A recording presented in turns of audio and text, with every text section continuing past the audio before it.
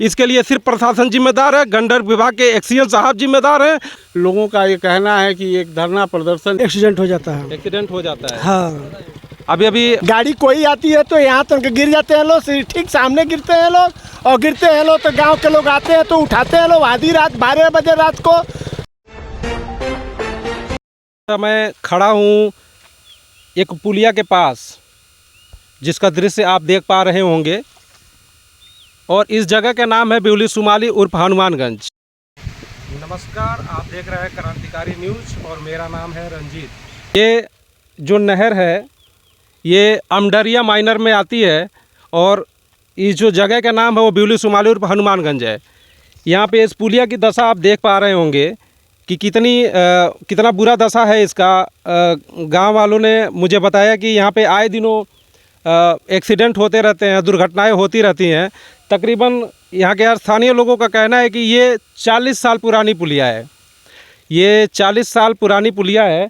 40 साल के बाद यहाँ पे कोई निर्माण नहीं हुआ है। 40 साल पहले ये पुलिया बना है और आज भी लोग इसी रास्ते आते जाते हैं। ये जो बिहुली सुमाली और हनुमानगंज का गांव है, यहाँ में 5000 लोगों की आबादी है, जिनके लिए मुख्य रास्ता यही है।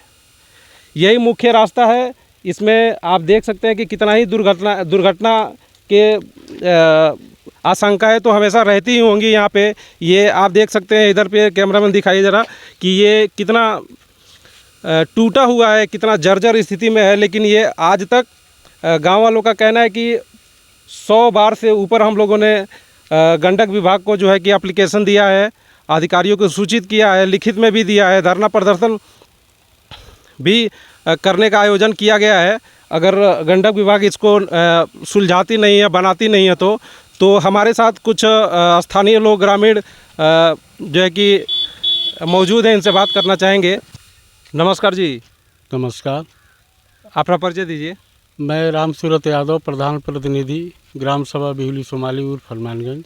अच्छा जी, तो मतलब इस ग्राम सभा के आप प्रधान जी हैं जी। तो क्या इसके बारे में आप कभी कोई एप्लीकेशन दिए गंडक विभाग को या एक्सीएन साहब को, जेई को, कि इसको सुधार करने के लिए कोई प्रयास किया गया है?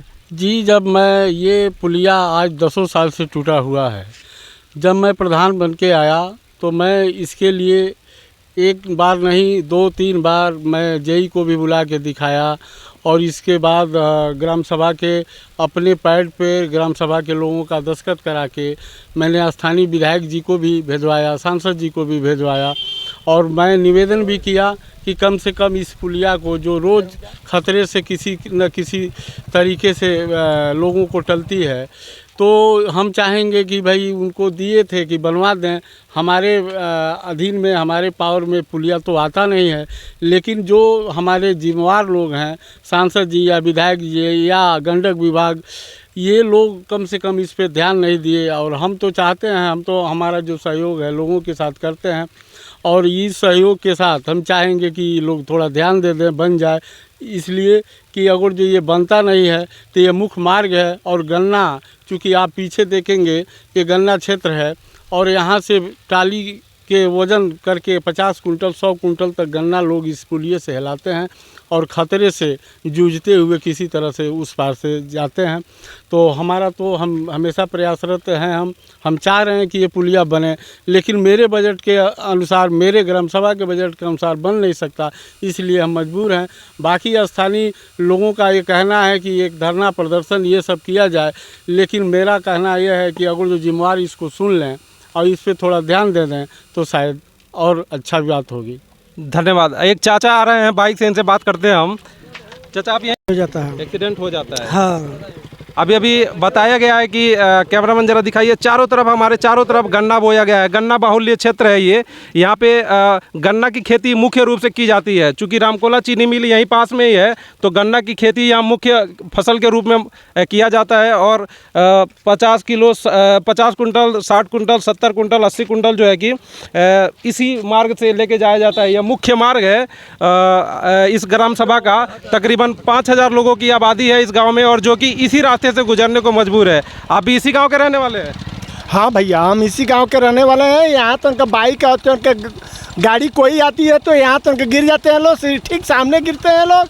और गिरते हैं लोग तो गांव के लोग आते हैं तो उठाते हैं लोग। आधी रात 12 बजे रात को, दिन में जब भी मर्जी हो तभी गिर जाते हैं लोग। यहाँ के लोग तो यहाँ के प्रधान जी मौजूद हैं, लेकिन प्रधान जी के ये चार्ज में है नहीं। ये गंडक विभाग के है तो गंडक विभाग वाले ने ही ये बनवाएगा।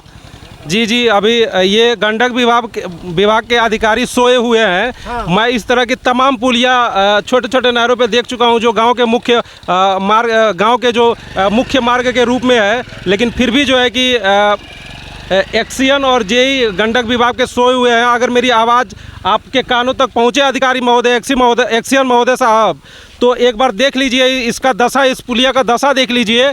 और लोग मजबूर हैं। और सांसद जी और विधायक जी से भी मैं कहना चाहता हूं कि अगर आप वोट मांगने आते हैं तो इसी रोड से जाते होंगे, आपके नज़र में ये भी दिखता होगा। ऐसा नहीं है कि आपको नहीं दिखता होगा, आपको भी दिखता होगा कि इसी रोड से हम जा रहे हैं वोट मांगने और यही मुख्य मार्ग है। तो कम से कम लोगों को सुविधा तो दे दें, बस वोट लेके भूल जाने का काम में न किया जाए यहाँ पे।